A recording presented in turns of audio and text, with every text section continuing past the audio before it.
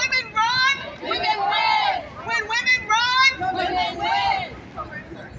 when women run. Women win! Good afternoon, good afternoon, good afternoon. Hello, hello, hello.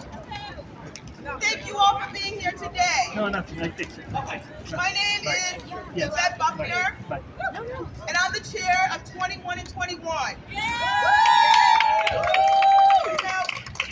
there's a little song. It says something like, we started from the bottom, but now we're here. We are here. New York City Council has 31 women out of 51 members. Let's give a round of applause for all the members that are standing here with us today. Back in 2017, electing 21 women in 2021 seemed daunting, seemed challenging. We were excited about the fact that we had women who were ready and prepared, who had mentors. Some of them are standing here today. But what we did was we doubled, tripled, and quadrupled our efforts to make sure that we had a majority of women represented. What did we do? We built political power, plain and simple. And I couldn't be more proud than to be standing here with people who made the first, who made history. Whether it's the first openly black gay woman, whether it was the first South Asian woman, whether it's the first Muslim American woman, they made the first, or the first woman who was to be elected in their districts, who had never been represented by a woman before. Huge accomplishment. And so, with the success of 21 in 21, I got asked a lot of questions. What was your secret sauce? What did you do? But no question came up more than, when are you going to change your name? So we deliberated, we thought a lot about it, and a lot of times, I'd like to joke with some of the reporters here, is that I'm going to change it to 51 in 2025.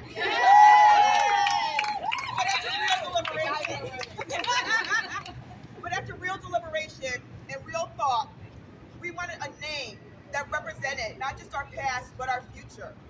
We wanted a name that talked not just about the moment, but about the movement. We wanted a name that talked about a way to broaden our base, how to get things done. And let's just think about it. Women represent the majority of the population and the majority of the voting population. So with that, today I am here, thrilled and honored to officially announce that today, 21 in 21 will now be called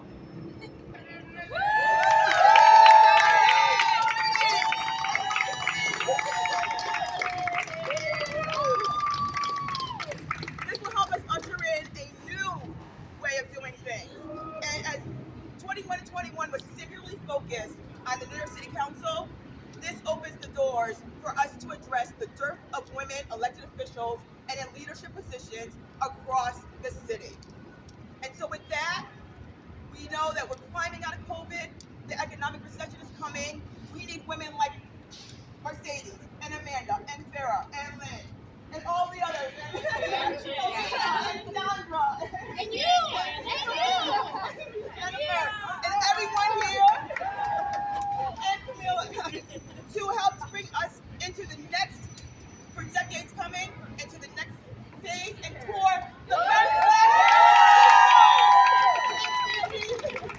We want to make sure that we have all of them. And we can do this together, and our board members are here. I'd just like to give a shout out to my board members that are here today. We've got Ebony Meeks, our newest board member, who is this morning. Amelia Adams, Tracy Gonzalez, Camille Rivera, and to all of you, and to our former mentors who are here with us today. Helen Rosenbaum, and Julissa Perez.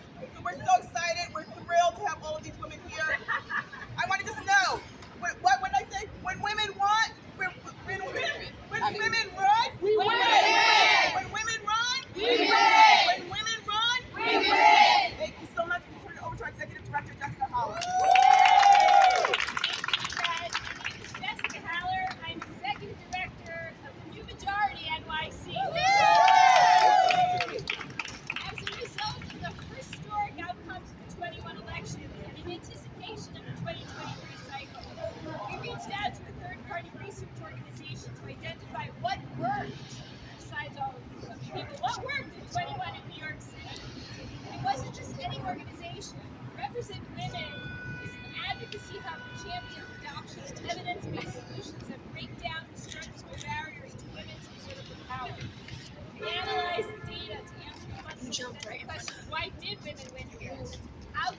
ensure sustained success by the relaunch as the new majority NYC?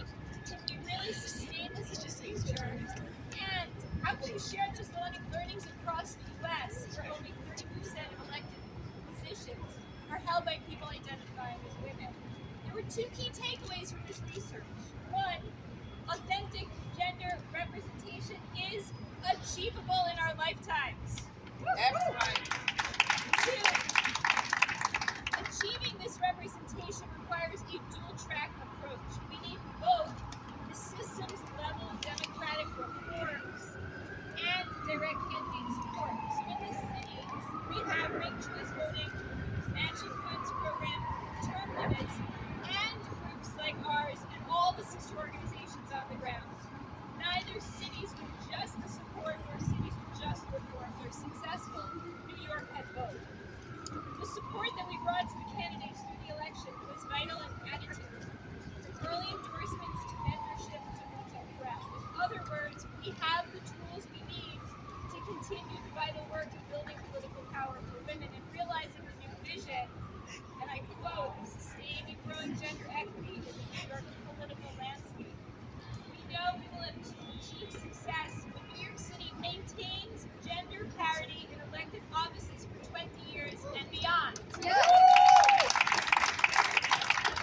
full results of this report will be released in executive summary today and an in-detail report next week. So now, in line with our history of early endorsement, I'd like to announce that the first round of endorsement for the new majority NYC for the June 26 primaries will open on November 21st.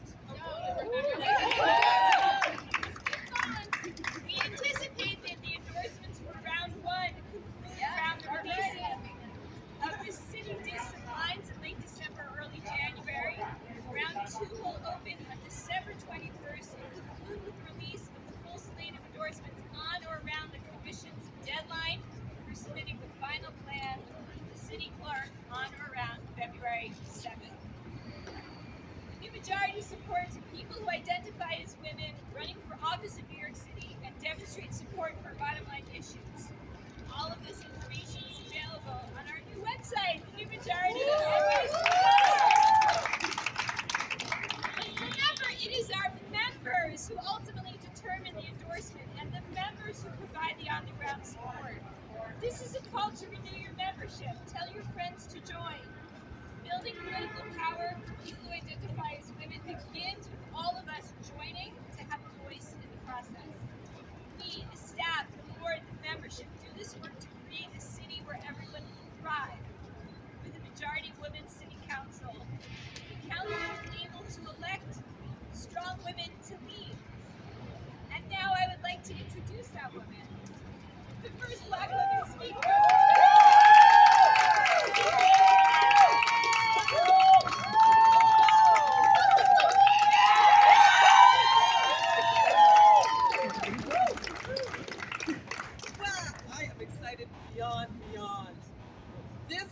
We are in such an amazing space right now. Who would have ever thought that we would be taking a look in the mirror at ourselves from the left to the right, to the front, to the back?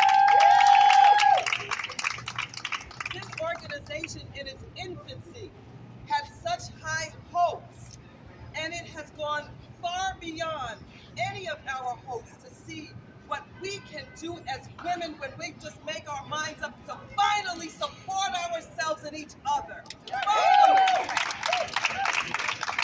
It is always a great day when we get to celebrate women, and specifically with our historic women, New York City Council majority, and the women that helped make these women, formerly 21 and 21, we are calling them now the new majority NYC. I'm so honored to be here with all of you today. I have to acknowledge all of my colleagues who are here. I'm saying your names in my mind because say my name, say my name. But I see you all and you know how much I love my sister colleagues. You all know that. Yes. And I also want to acknowledge the leadership of 21 and 21.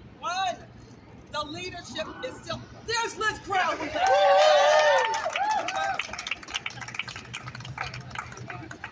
Executive Director, Jessica Haller. Executive Board Chair, Yvette Bruckner. All of the leaders and board members, and of course, the co-founders of the organization, Speaker Melissa Mark Viverito, Councilmember Margaret Chin, and Councilmember Elizabeth Crowley. 21 in 21 started out with a simple goal that is clearly stated in its name. Last session, less than 1/3 of the council were women. Helen Rosenthal and I were a part of that council. And despite us making up the majority of New York City's population, can you imagine such a thing?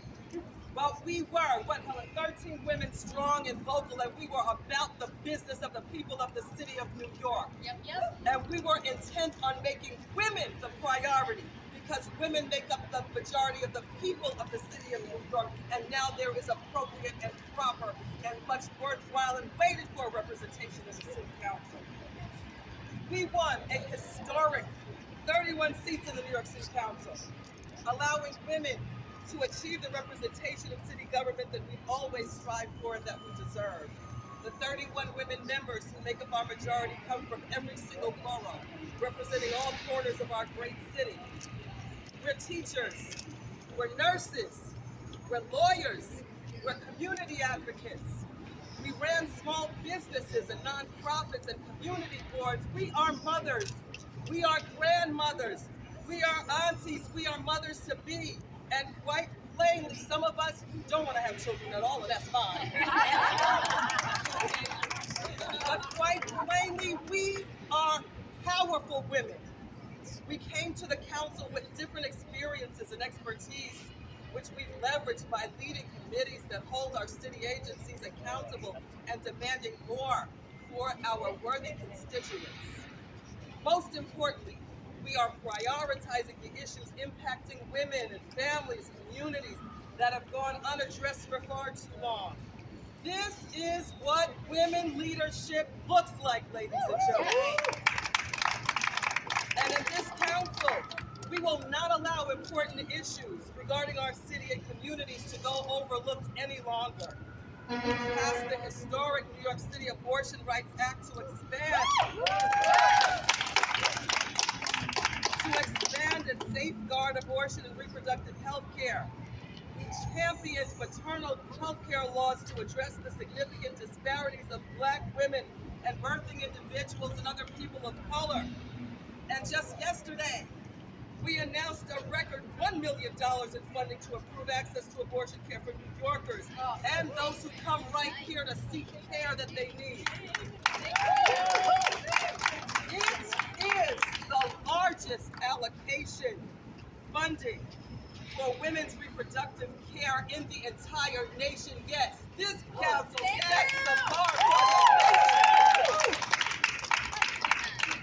This is what we can accomplish when women lead. What have we been waiting for? We've been waiting for the men to catch up. And we're just getting started. We're going to continue prioritizing solutions that our communities need to become a safer, healthier, and more equitable city for all. But none of this could have happened without the work of 21 in 21, which understood the power of electing and empowering women in New York City. And it's critical that we continue the mission of advancing fair and full representation in government so that we can achieve the vision of our city that our people so rightly deserve. I'm so proud today. I'm bursting with joy, as you can all tell, for this renaming that reflects our power, New Majority NYC. Let's celebrate them, let's celebrate each other, and let's roll up our sleeves, women, and let's keep the work going.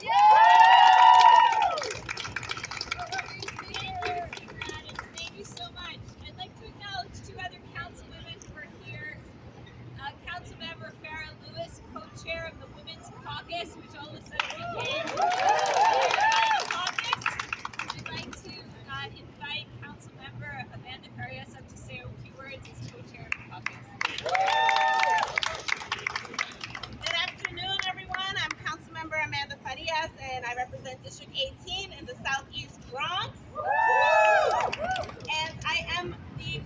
of the Women's Caucus. As co-chair, I have the responsibility of ensuring that the badass women of the council, many who are standing here today, are highlighted for their hard work, that we collectively fight for every young girl, woman, and family in this city. Our society is dependent upon the care and leadership women provide, and our city would not be able to function without us, let's be real.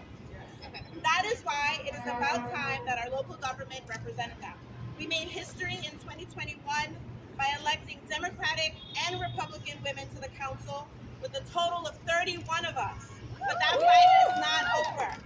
We have to ensure that our majority is maintained for years to come, especially on the brink of redistricting and an upcoming election cycle. It is critical that women identifying New Yorkers across all 5 boroughs see themselves in their local representatives. This caucus has many firsts, as mentioned before, the first Black woman speaker, the first Bangladeshi council member, the first Korean council members, the most queer council members ever elected, and many members who are the first women to represent their communities. It is because of this majority representation that the New York City Council made the most significant investment in municipal abortion funding in the country, passed legislation to protect those with the capacity for pregnancy who need an abortion and access to life-saving health care, and passed the historic maternal health legislative package. To continue the amazing work we have already accomplished as a caucus, we must continue to support one another, and at the end of the day, it is really us who will get us to the end. That's why my co-chair, Farrah Lewis, and I are committed to maintaining the new majority and uplifting the amazing work we do as individuals and as a caucus. Thank you to everyone at the new majority for supporting my colleagues and I. I look forward to working together to maintain the majority and uplift more powerful and community-forward women across the 5 boroughs. And I gotta be honest, every single one of these women here in the New York City Council did it because of their commitment to their communities, the work they did on the ground, all the applications for endorsements and screenings and meetings, door knocking and canvassing. They put in the work to get themselves here, and it's up to us to keep supporting them to see them back elected to office. Thank you. Thank you all for being here. We'll take any questions. Are there any questions? For a great photo of everybody. Compliments. It's going to be a great photo. With that, no questions? All right. Thank you for coming. It's a great photo.